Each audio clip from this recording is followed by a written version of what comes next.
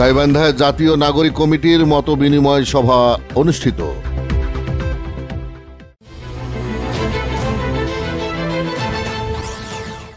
আসসালামু আলাইকুম।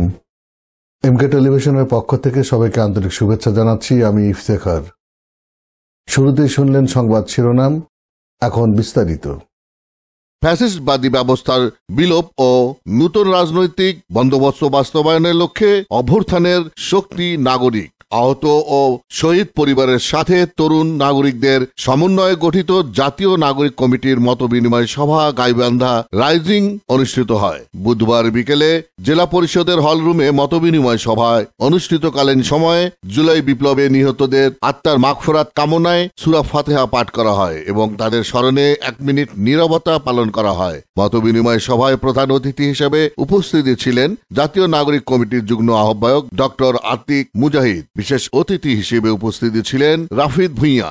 অনুষ্ঠানে সভাপতিত্ব করেন মেরিন জার মাহমুদ নাসের। সঞ্চালকের দায়িত্ব পালন করেন আবু তাহের। অনুষ্ঠানে বক্তব্য রাখেন রাশেদুল ইসলাম জুয়েল, ফিদা হাসান, লিখন সরকার, শাহ সিকেন্দার, মাহমুদ মুস্তাকিম সহ স্থানীয় নেতৃবৃন্দ। প্রধান অতিথি তার বক্তব্যে বলেন, সংস্কার ও পুনর্গঠনের লক্ষ্যে জাতীয় নাগরিক কমিটি গঠন করা হয়েছে। ছাত্র জনতা যদি মনে করেন আরেকটি রাজনৈতিক দল হওয়া দরকার, এখন থেকেই আরেকটি রাজনৈতিক দল সংগঠিত হবে। তবে জাতীয় নাগরিক কমিটি কোনো রাজনৈতিক দল নয়, এটি একটি রাজনৈতিক উদ্যোগ। ভালো কাজের জন্য দাবি জানা, আমরা উত্তরবঙ্গের লোক জানা কোনো ভালো কিছু পাই না।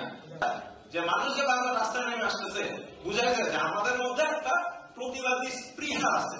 এই শেখ হাসিনার মতো মাফিয়ারা আমাদের দেশটা শুধু সংস্কার করে, আমাদের ধ্বংস করে নাই, নষ্ট ভ্রষ্ট করে ফেলেছে।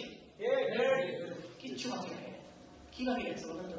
টাকা সব নিয়ে গেছে, প্রতিষ্ঠানগুলো সব নষ্ট করে, সব পলিটিক্যাল বানায়। এমকে টেলিভিশনের সংবাদ। এতক্ষণ আপনারা আমাদের সাথে থাকার জন্য অসংখ্য অসংখ্য ধন্যবাদ।